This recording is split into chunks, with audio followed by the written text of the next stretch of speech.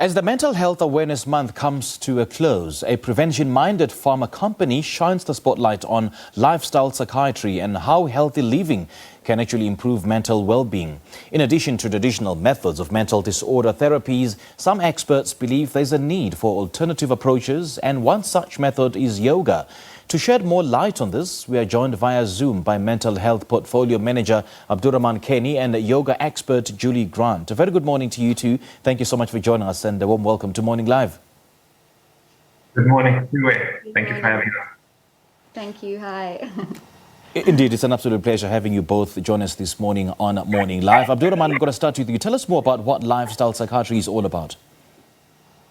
Yes, so lifestyle psychiatry is a relatively new form of medicine with the aim of improving chronic diseases such as mental health through lifestyle change. We all know that things like a poor diet, poor exercise patterns and sleeping patterns have a role to play in our poor physical health. If we think of the increased number of people with diabetes, hypertension, etc. But more and more evidence is showing that good lifestyle changes actually have a role to play in our mental health as well. So because of this, many mental health experts such as psychiatrists, etc., are advocating for lifestyle psychiatry. In other words, improved diet, good exercise and sleeping patterns, and maintaining good relationships with friends and family in order to complement the therapies that they are actually making use of at the moment. And how can lifestyle psychiatry then assist in mitigating the impact of rising mental disorders? Yes, so it has a massive role to play. More and more evidence is showing that making these changes allows the body to activate its natural mechanisms that fight these diseases like depression and anxiety. For example, when we are sleeping, our body has natural ways of restoring itself. So in order to give it that chance, in order to do that, we need to maintain our healthy sleep patterns. Similarly, with things like exercise, exercise has a massive role to play in terms of our mental health as well, mainly for two reasons. There's many reasons, but there are two reasons that I'll touch on. The first one is that it increases the amount of oxygenated blood that go to our brain, and that has a role to play in terms of maintaining healthy brain cells. Other than that, it also has a role to play in terms of releasing those feel-good hormones, those endorphins that have a massive role to play in terms of improving our mood for an extended period of time. So not only is it good for our physical health, but our mental health as well. Judy, let me also bring you into this conversation. I mean, not so many people know that there's actually a nexus or a connection between, healthy living and mental well-being. Just talk to us about how healthy living actually can improve mental well-being for individuals. Absolutely. Yeah, I think more and more there is this awareness that's building around the mental health space and how it links to the way in which we do things each and every day. So what we eat, how we sleep, how we move our bodies.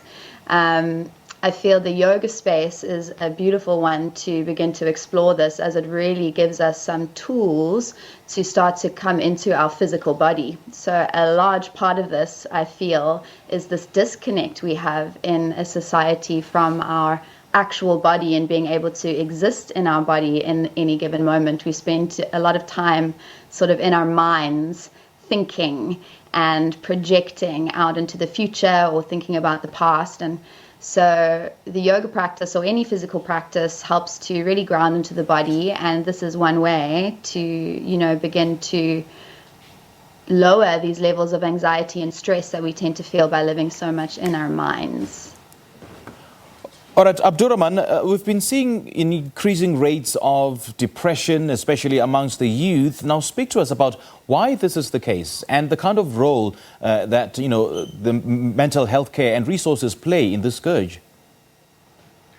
Yes, we've obviously been going through the pandemic, which has which has exacerbated the problems that we've had for a very long time now.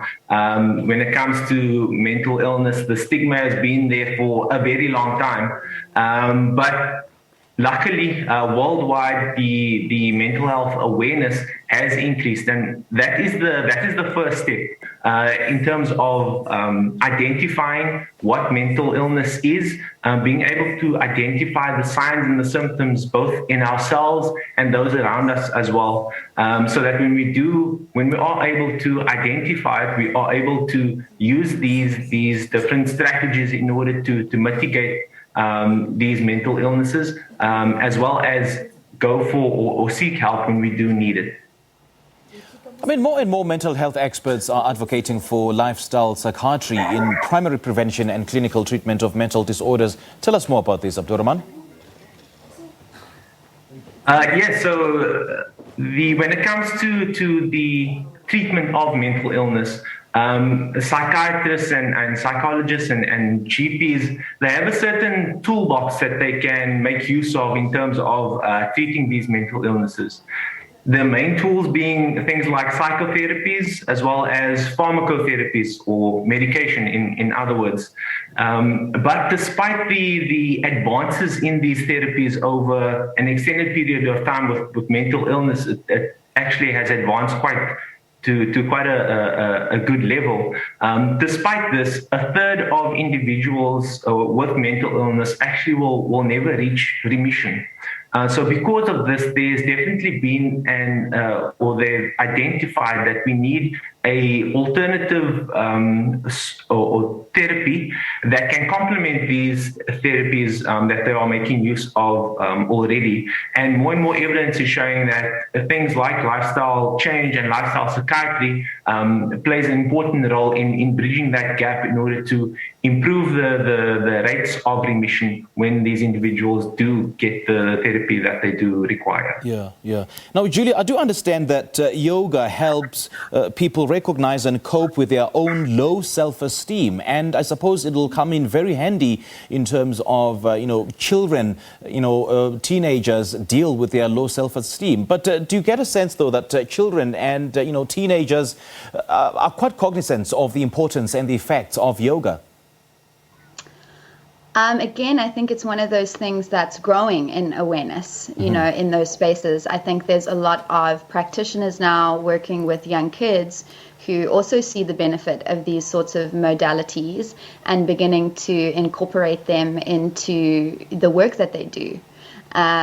Self-esteem is a big issue, I think, in a lot of people's lives, and this practice is one that can really help us begin to come back into connection with ourselves. And I think that is the most poignant piece, is that it's a physical practice, but there's actually many layers to yoga, the physical practice just being one of them. And so we can use that physical practice, we can use our breath, we can use meditation, various different parts of the yoga practice to really start to come back into connection with ourselves. And I feel like that is the starting off point of building a sense of self and building self-esteem. So for adults as well as kids, I think it can definitely be something that is very beneficial.